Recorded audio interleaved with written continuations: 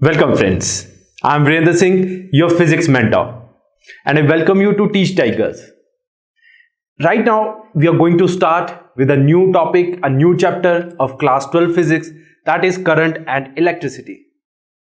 We have recently done our first unit, that is electrostatics.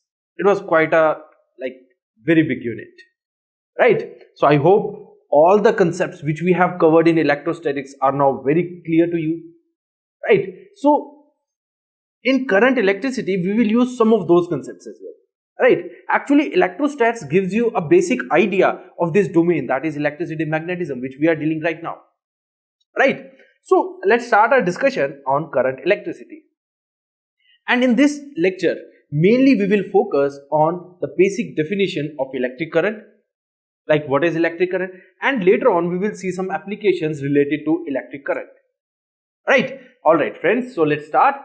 First thing that comes to our mind is, what is electric current, right? What is the actual definition of current? So if we think of current, then it is nothing but flow of charge. So electric current is basically flow of charge. Whenever charge flows at a point, it will give rise to current. That is a very basic definition, that flow of charge basically gives rise to current. But in particularly, if you talk about the exact definition, then it is the amount of charge crossing a cross-section area per unit time, right? So amount of charge crossing a cross-sectional area in unit time, that is charge. Let's see. Say, if we have a conductor like this,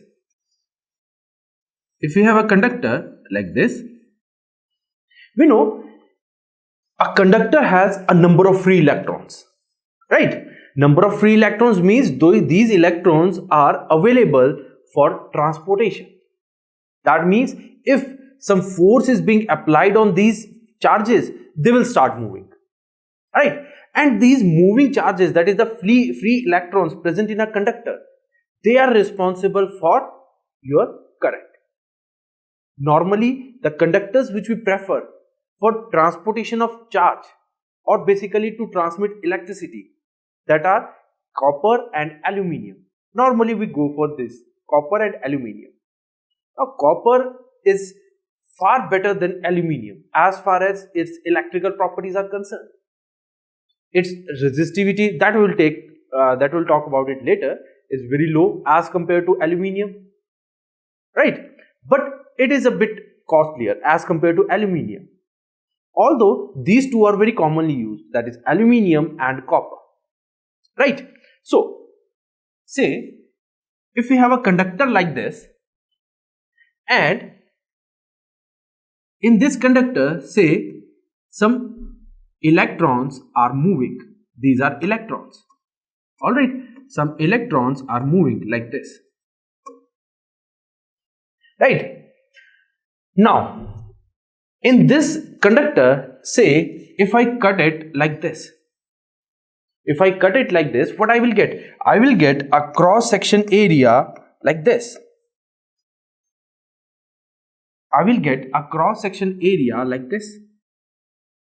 Right? This is the area which I will get. Now through this area, if I talk about this area, through this area,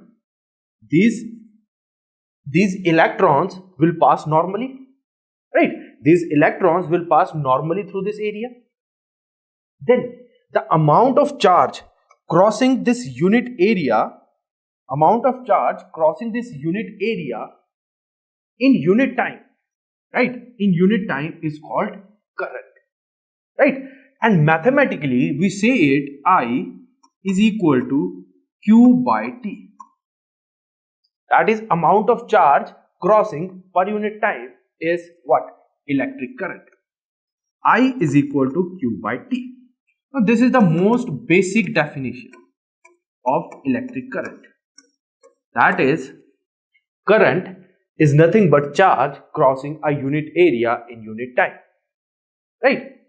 Now next thing is, what will happen if we consider this time as a time period? Say if I am saying that find the current crossing through this or I would say find the current through this conductor between t is equal to 2 and t is equal to 4. In that case, we define a average current. In that case, what we do, we define average current. And how we define average current? We define average current as delta q by delta t. That means whenever I have to find current in an interval of time, that means I have to take the amount of charge that has crossed in that interval only. So in that case, I'll define current as delta q by delta t, and we say it is as average current for this much time, delta t time. Alright, so we define this current as average current. Is it clear? Generally, students gets very confused. कभी हम Q लिख देते हैं, कभी delta Q लिख देते हैं. So things are same, यार. Things are same. It is only from situation to situation we define them in different way, right? So I average is delta Q by delta T, right? Now what will happen if this interval becomes very small? If this interval becomes very small, if delta t tends to 0, that means, say, some of this charge, the amount of charge flowing is not constant with time, right? It is a function of time. In that case, I can't take average current like this. In that case, what I have to do is, I have to consider a small time, and in that small time, I have to find the small charge. So, in that case, my current will become I is equal to dq by dt. This is how I will write my current. And we say this current is called instantaneous current, that at any particular moment of time, this is the current, which is dq by dt. Is it right? So, this is how we define mathematically current.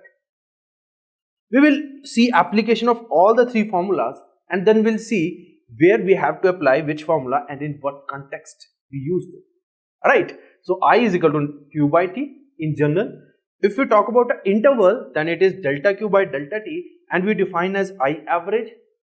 And if, say, charge is not uniform with time, it is not uniformly flowing with time, it varies with time, in that case we go for I is equal to dq by dt. Right, my dear friends? So, I hope it must be clear to you what is current, how we define it mathematically, right? Alright, let's move forward. Now, next thing that comes is current through a conductor of non-uniform cross section. But before that, I want to discuss one thing, that is the direction of current. Let's discuss one thing, that is direction of current.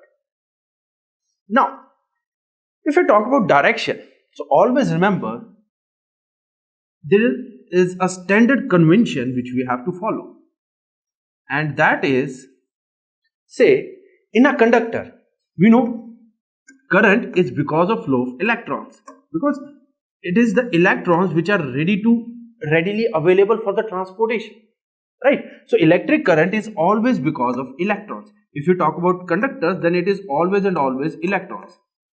Although there are some other materials where, except that then electrons, there are some other like charged particles also, which gives rise to current. But those material we will discuss later. At this moment, we are going to discuss mainly about conductors, and conductors have electrons, right? So this is how electrons moves. Then a question comes, what is the direction of current? Now, some of you might be thinking that current is a vector quantity because I am talking about direction. No, current is not a vector quantity. Current is a scalar quantity. It is just we define that from which point or which terminal to which terminal this current is flowing. It is just we have to define that whether current is flowing from this terminal to this terminal or from this terminal to this terminal. That only means the direction of current. Direction of current does not mean that it is at an angle 45 degree with horizontal or 90 degree with horizontal. No, it is not like that. It is just in a wire, current is flowing from this end to this end or from this end to this end. That is the meaning of direction. Don't get confused that current is a vector quantity. Current is not a vector quantity, right? Say this is my conductor, and in this conductor electrons flow from this end to this end. Then by standard convention, we take direction of current as the direction of flow of positive charge. That is, the direction in which positive charge is flowing is taken as the direction of current, right? So by standard convention, direction of current is same as direction of flow of positive charge. But here we have no positive charge. Here we have electrons. So whenever there are electrons, we consider the direction of current to be opposite to the flow of electrons. The direction in which current electrons are flowing, we consider direction of electrons to be opposite to it, right? Say if electrons are moving from left to right, we consider that current is moving from right to left. This is the direction of current which we consider, that is from right to left, right? Now next thing that comes is, if this conductor contains positive charge carriers and those positive charge carriers are moving like this, then what will be the direction of current? In that case, we will consider the direction of positive charge as direction of current, right? So keep it as a conclusion that if there are electrons flowing from one end to other, then in that case we consider direction of current to be opposite to the flow of electrons. That is one thing. But if some positive charge is flowing, then we consider the direction of current to be same as the flow of positive charge, right? So is it clear? So in this conductor, this would be my direction of current, that is from right to left. Is it clear? Now let's move forward to current through a conductor of non-uniform cross section. Now my question is, since somehow this is a conductor and through this conductor, say current is flowing like this. This is current I1, this is current I2, and this is current I3. I3 is the current through this conductor. So my question is, what is the relation between I1, I2 and I3? Are they equal or they are unequal? Just think over it. Just try to understand what we have learned so far. Try to apply these definitions, right? And let's see what we get. Give yourself good 2 minutes to think over it. Apply your understanding. That is very important, because when you will start applying these concepts, then only you will learn physics. Although I have seen a lot of people, what they do is, students generally try to learn these concepts. They'll start learning the definition of electric current, then they start learning the formula I is equal to dq by dt, I is equal to dq by dt. But they don't go into the basic definitions of the thing. They don't try to analyze what that definition says. That is one thing. And because they don't analyze these things, it becomes very difficult for them to apply this definition to such questions or such illustrations. Therefore, it is very important that first of all you should analyze the definition and then try to apply that definition. That is the most important part. Once you have got this habit now of applying the concepts, for sure you will get a very good rank. Right? So let's try to apply what we have. What we have studied is that current is what? It is the amount of charge flowing through a cross section. So tell me one thing. Here current is I1, here is I2, it is I3. If we talk about the amount of charge, say from here 10 coulombs of charge is coming. Then in this section, the second section, the same amount of charge will enter this section and the same amount of charge is entering this section. Now, is the amount of charge is changing? No, amount of charge is constant. Amount of charge is constant. Same amount of charge Q is going through this cross section same amount of charge is going through this cross section and same amount of charge is going through this cross section. Does the amount of charge is changing? No. Is the time changing? No. Now you will think, but the cross section is changing. My dear friends, by definition, we say that it is the amount of charge crossing a cross section. But there is no mathematical relation or mathematical link of that cross section. Right? So, mathematically, current is just amount of charge per unit time. That in unit time, that is either in 1 second, how much charge has crossed a cross section. How smaller or bigger the cross section is, that doesn't matter. Right? So, the amount of current is going to be same. That is I1 will be equal to I2 will be equal to I3. Alright? I1 is going to be equal to I2 is going to be equal to I3. Amount of current is going to be same. That is one thing. Second thing is, whenever you have current, always try to relate it with water. Because flow of current is same as flow of water. Basic theme of both the flow is going to be same. Just think of it. Say if you have a like water is flowing and पहले एक छोटा pipe है, फिर बड़ा pipe है, फिर उससे बड़ा पाइप है. So in unit time, the amount of water which is flowing, that is going to be same. Right? The amount of water which is flowing is going to be same. Alright? So, always relate these things with water. Right? So, now, next thing. Next is current due to rotatory motion of a charge. Now, till now, what we have seen is that inside a conductor, current is moving. Sorry, charge is moving. And charge is moving linearly. Right? That's what we have seen. A translation motion of charge gives rise to current. But there is also a case where charge is actually rotating. Let's see. Suppose if I consider a situation that, say, charge is moving in a circular path like this.